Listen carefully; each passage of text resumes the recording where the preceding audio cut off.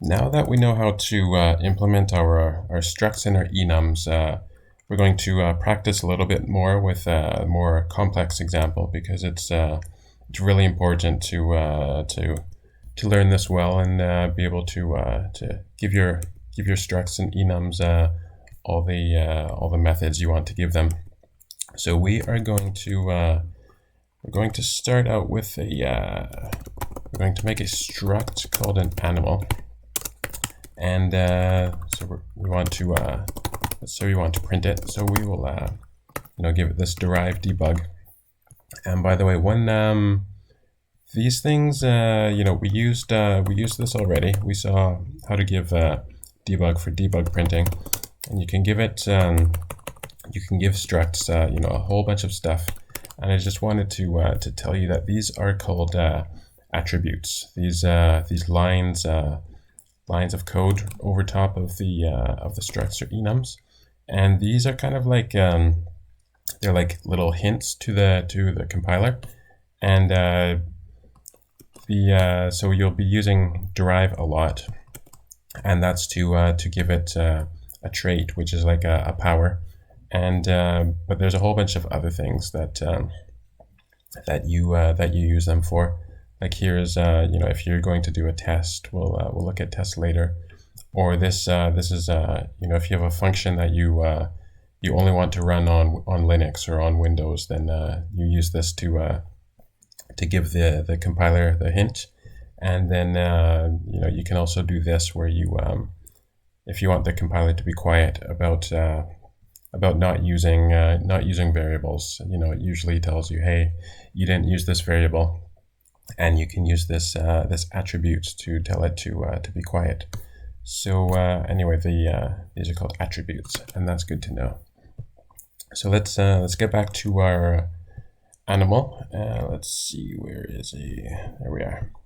So we are going to give an animal an age because they probably don't live past 250 something years.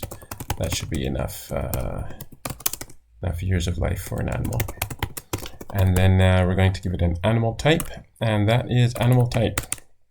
And we didn't make that yet. So let's make an animal type, and this will be an enum.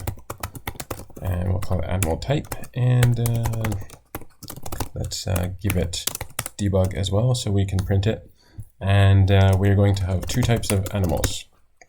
We're going to have cats and dogs. And then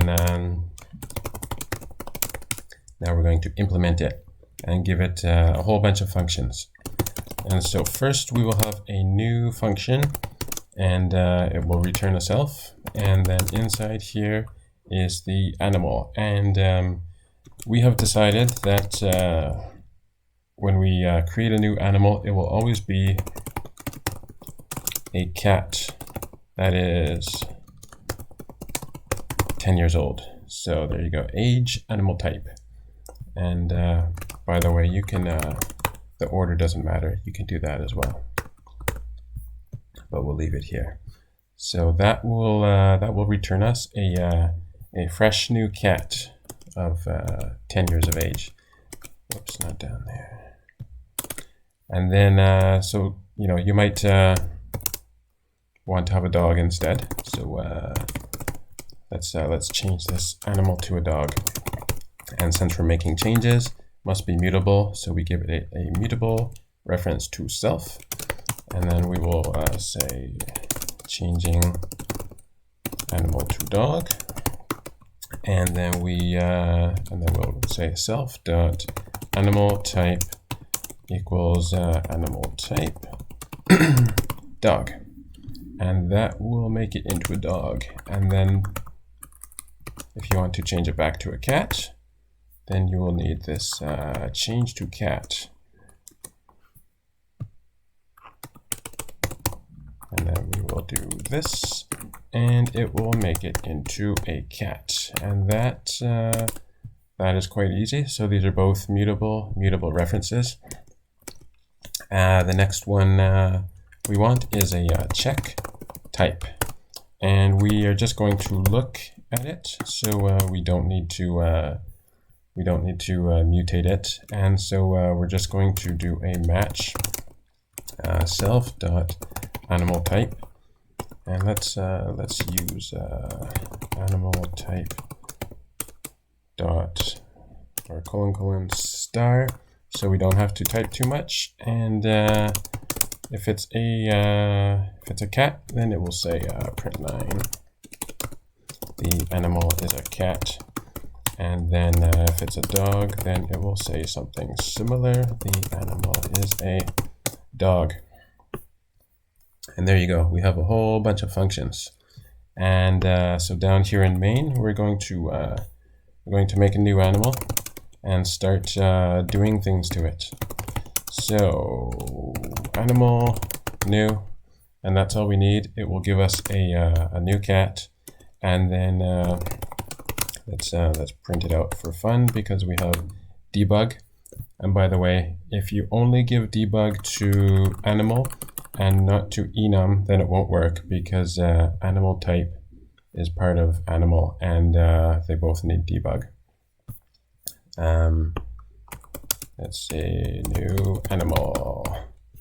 Actually, I'm going to make sure that I am correct about that. Let's see if it gives us an error. Yeah, so there you go. Animal type doesn't implement debug, so they both need it because it's inside that one. The enum is inside the struct. And then let's do some other things to it. I'm going to copy that. New animal dot, so we're going to check the type. What else will we do? Let's change it to a dog. And then after we change it to a dog, we're going to check the type and make sure it's a dog. And then we will change it back to a cat. And then we'll check the type again. So there you go, all these methods. You can see the cool thing about let's see what's going on here. Self found enum animal type. Oh, that's right. We're implementing animal, not animal type.